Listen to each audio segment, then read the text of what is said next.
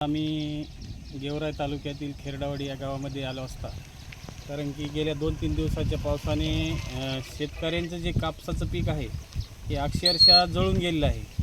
आणि जे आज तोंडाला घास आलेला म्हणतं आणि त्यांनी लहानपणापासून त्याला खत पाणी पाळ्या घालून उभा केलेलं आणि 100% आज पीक आज दिसत असताना ते अचानक जळून गेलेलं आहे.